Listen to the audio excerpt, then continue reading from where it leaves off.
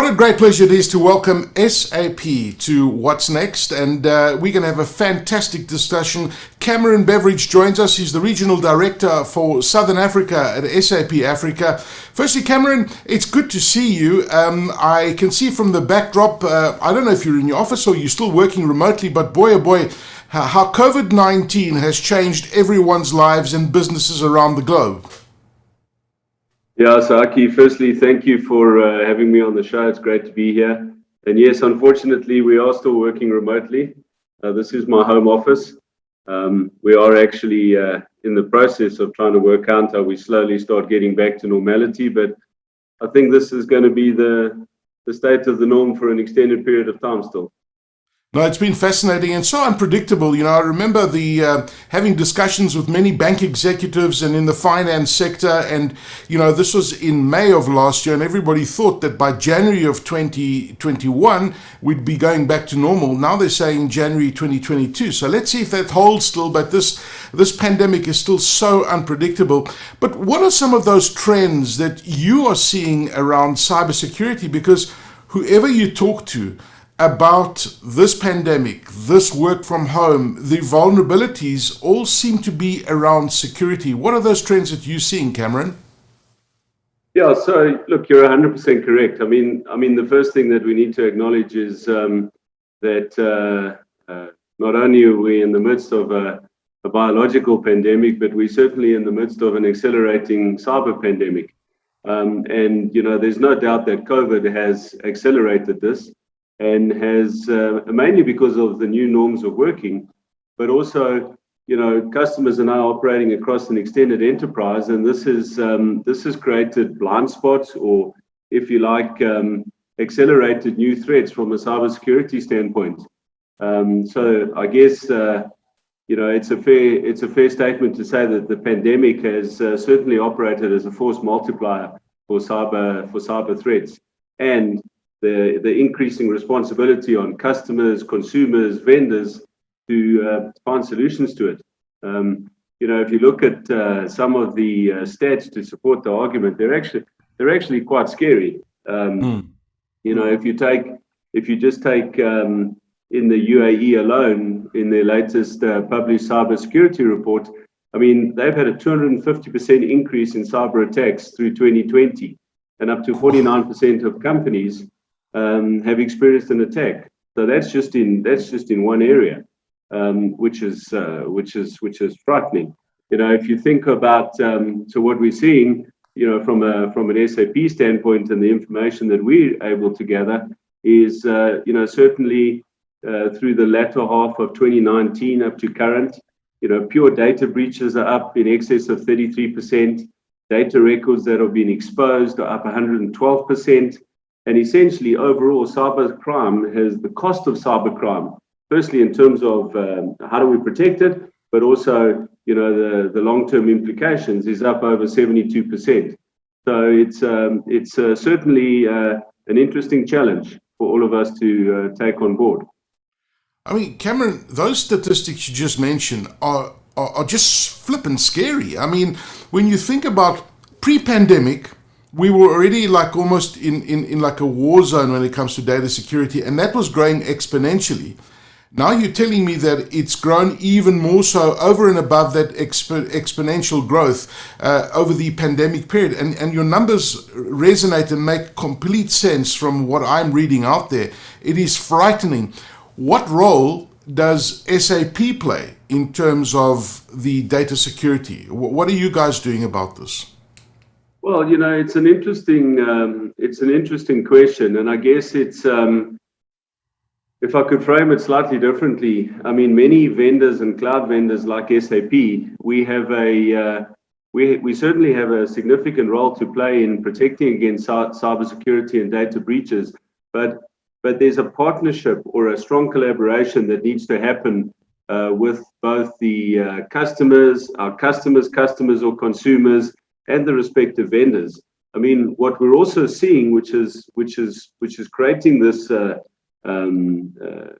explosion around cybersecurity and the need to protect against threats, is the fact that as companies rapidly accelerate into this digital enterprise, we're beginning to operate in not only a digital enterprise, but a connected enterprise across supply chains, across multiple customers. And we're in this always on environment.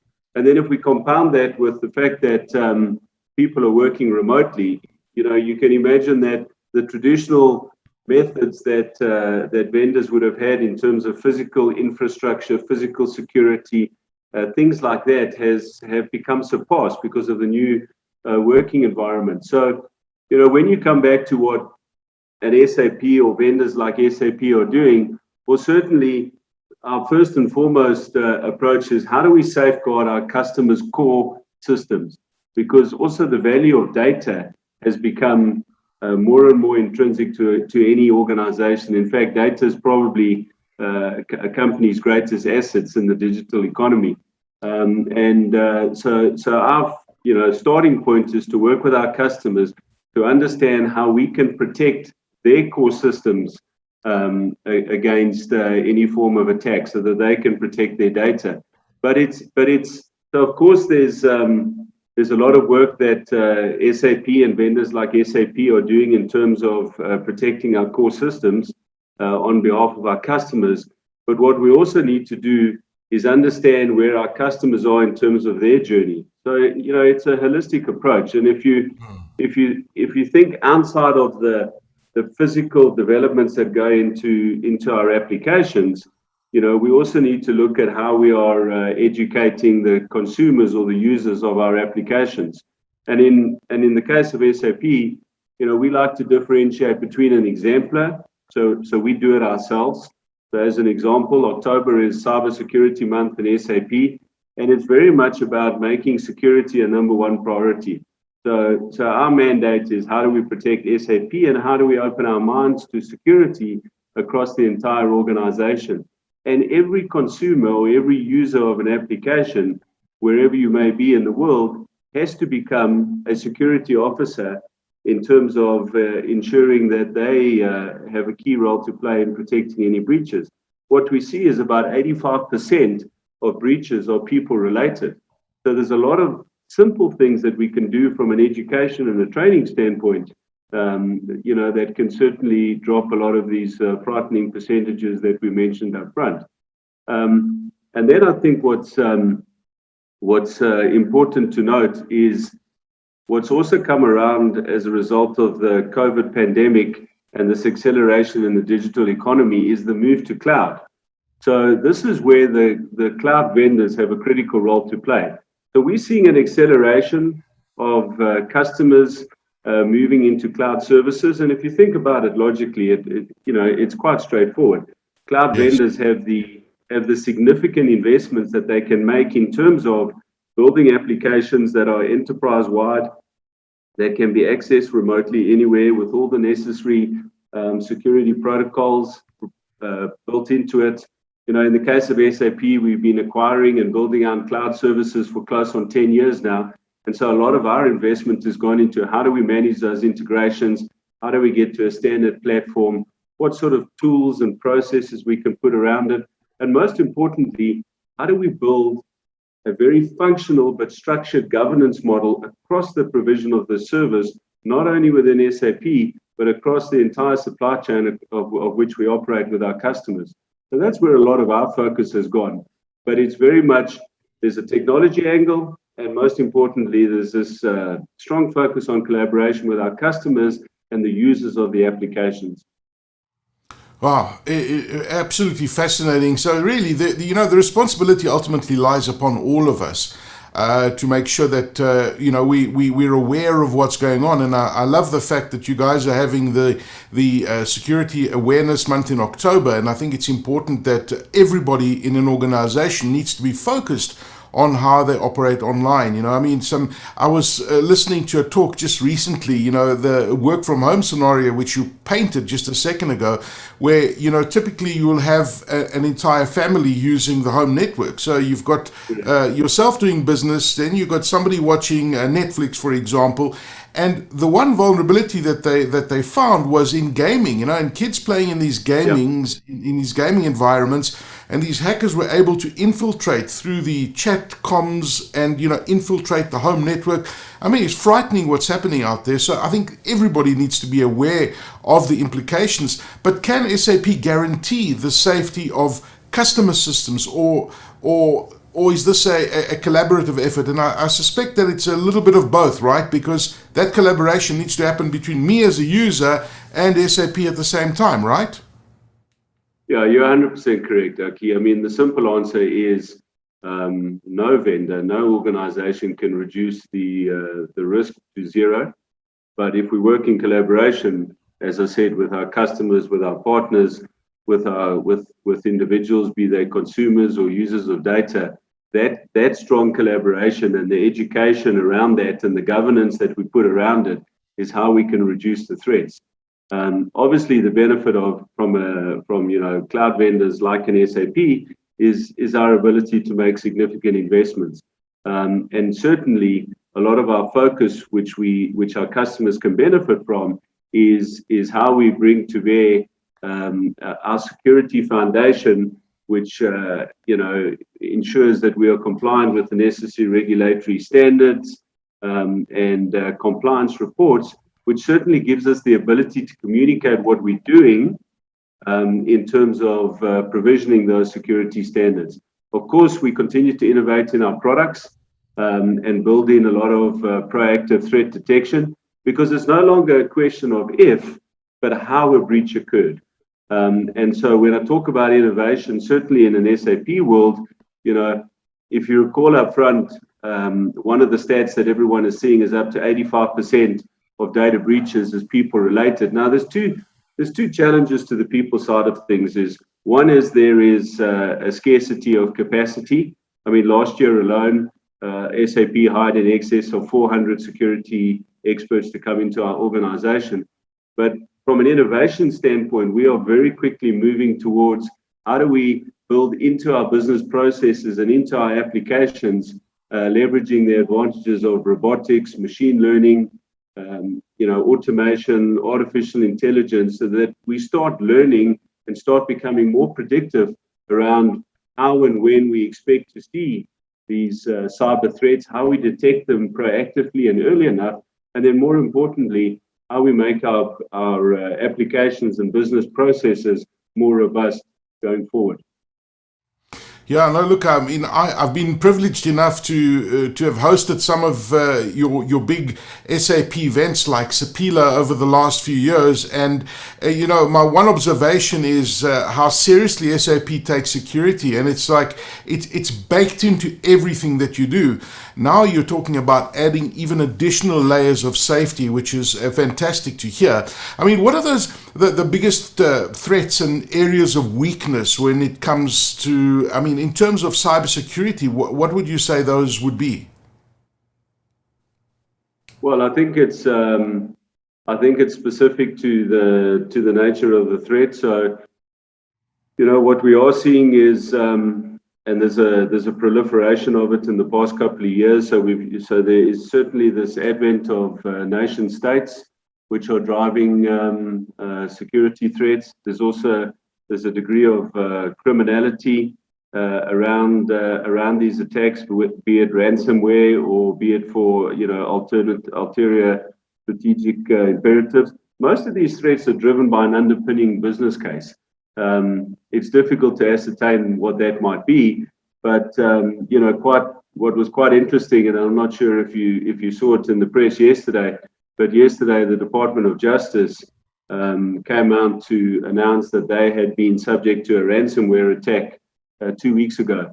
Now, there's no doubt that personal information was accessed and transferred out of the organization, but the extent of that is not yet known and hasn't yet been communicated.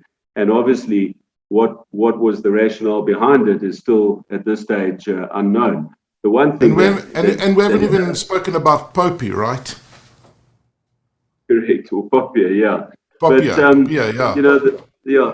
The issue with the cyber attack is not just that that discrete attack as and when it happens, but it's the knock-on effects. So in the case of Department of Justice, here you're going to get a consequence on paying out to beneficiaries, access to certain funds. A lot of these are now put on hold until such time as they can understand how the intrusion happened, what the potential consequence of it is, and put in place some remedial measures. I mean, that is one example. Another interesting example, which I think we're all aware of in the last couple of months, was the cyber attack that happened at Transnet on the 22nd of July. Now, we're still feeling the effects of that, Cameron. We're still feeling the effects of that. Yeah, and I think we will for an extended period of time, because again, it's not just in this instance, Transnet, which was unfortunate to have the cyber attack, but it's the end-to-end supply chain and the impact that it has on that.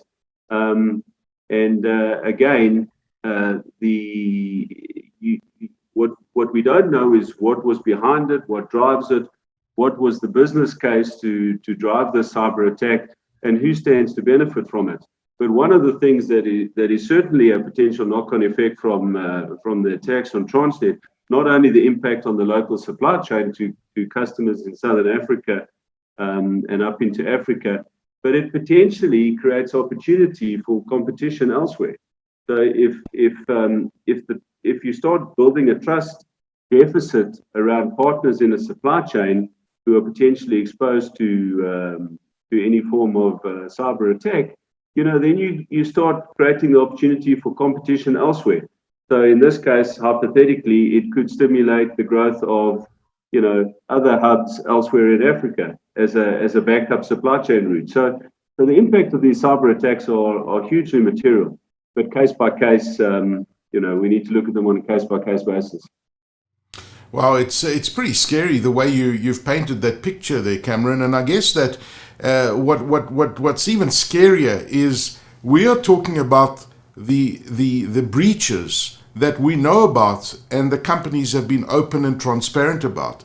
I mean, we don't even hear about most of the ransomware attacks or the breaches that have happened because companies don't say anything. They try and contain it because of obviously reputational damage, etc. Now, with moving to the cloud, and customers are moving to the cloud, and you mentioned it earlier, it is a natural progression. The benefits of the cloud are incredible. Now, when you look at the considerations around data protection, I mean, should those considerations be different in the cloud? Well, I guess the regulations around data protection, data privacy, cybersecurity, I guess they go hand in hand. I mean, the principle of the various regulations, whether it be POPIA locally or GDPR in Europe, is more to drive an awareness and a compliance of customers to these regulatory standards. Now, certainly they exist to protect consumers. They exist to have that consumers who are exposed to data breaches or data losses have some sort of protection around that. But I think more importantly, these regulations and governance standards, what it does do is it brings a greater awareness to what customers need to do, or vendors, in order to demonstrate compliance against these standards, so that we can start generating a much greater degree or heightened degree of awareness against the real challenge of cybersecurity and the associated attacks. If you look currently in GDPR, and it's quite active elsewhere in the world, they have what they call an enforcement tracker. Now, what's interesting about the enforcement tracker, and you can go online and you can look at it. It essentially specifies where companies or vendors have not been compliant to the various regulations and standards, and the fines that have been handed down to these organizations. Now, what's interesting for that is not so much the fines. Obviously, the companies are liable for the fines, but it continues to drive this awareness and hopefully gets us to close the gap between the obligations of vendors and customers to data protection and the protection of customers and consumers on the other side. And it kind of leads towards this principle of how do we define good business partners? So if we're operating in a particular set of customers or a supply chain where there is certainly a degree of non-compliance against these standards, and we have a heightened set of attacks from a cybersecurity standpoint, this will start moving this trust of engaging in partnership with these organizations, perhaps to a different set of organizations. So, the data protection regulations certainly have a key role to play in overcoming this very real threat that we find ourselves operating with at the moment.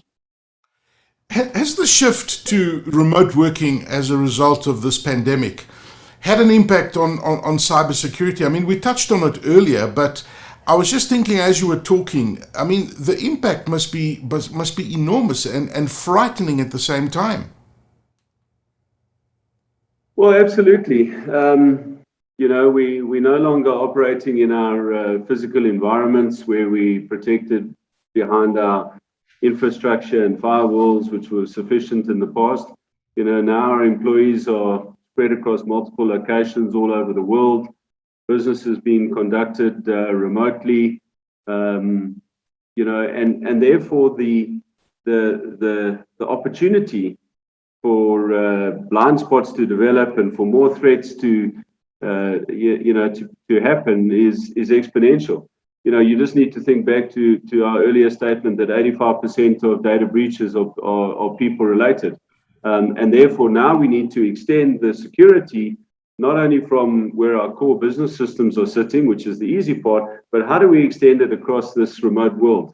And how do we deliver that protection wherever our employees or consumers of our data are sitting? So a lot of it is due to this concept of an extended governance framework across the entire value chain. But secondly, a lot of it is a lot of the obligation sits with the users of the data, or in the case of SAP, our employees, to ensure that they are trained and that they become data security officers in their own right. There isn't an easy solution, but we absolutely focus on how do we drive awareness, how do we drive and get our people trained up against our various policies and procedures. How do we continue to innovate against that? How do we bring more remote processes into our business systems? All of this to try and de-risk the people element, which is the number one reason for a lot of the breaches. I mean, I'll give you an example. Yeah. If you walk through an airport and you find a memory stick on the floor, naturally we're inquisitive. You'll probably pick it up. You might throw it in the dustbin, or you chuck it in your bag. At some point in time, you're going to plug it into something. How do you protect against that? The only way you can protect against things like that is that people become acutely aware of their own responsibilities in this process. Wow, it's frightening. And you know what? I guess that we, as human beings, we all have that curious nature. So you pick up that memory stick, instinctively, we all want to see what's on it. I mean, it's a great example that you just used there. As I was thinking about it, what I would do. And here we are supposedly being aware of everything around us, and that curiosity might get the better of us. So it's an excellent example that you used. By the way, what is an airport? I'm kidding. It's been such a... I've actually been at an airport once since the lockdown started, so I'm missing the flying part. What's the connection, Cameron, between data protection and data privacy? I think the two work together. There's no doubt that the data privacy links more towards the classification of data. But if we think about data privacy, we think about data security. How do we protect against cyber attacks? If we think about the data regulations such as POPIA, GDPR, all of these work together. And data privacy is more around how we classify the data, and therefore the classification of that data by nature will determine a different level of security, and therefore perhaps a different level of compliance to a set of standards. Okay, very interesting. I'd hate to ask you what's keeping you awake at night, because I mean, the data breaches and where we are globally, I mean, that must keep you awake, and the scenarios must be frightening. But I'm just so glad that we've had this conversation, because it's really been very refreshing to see where it's, the outlook from an expert such as yourself on how important security is. And I'm sure there are lots of things that keep you awake at night. Yeah, well, fortunately, Aki, in the case of a vendor like SAP, we have a chief security officer who this is his sole purpose at SAP, reports directly into the board. Shows you how seriously we treat security and our innovation around that. And we have a significant investment both in terms of people, processes, and the technologies which will help us to manage these threats for our customers going forward. So whilst it's certainly top of mind for me, I'm fortunate that I've got a couple of other challenges I need to think about as well. And we have made the right investments as SAP, that we have the right focus around security. Well, I'm looking forward to looking at what you guys are going to be doing on Security Month. Cameron Beveridge, who's the Regional Director for Southern Africa at SAP Africa. Cameron, what a fascinating discussion. Thank you so much for joining us on What's Next. Yeah, thank you, Aki. It's been a great pleasure.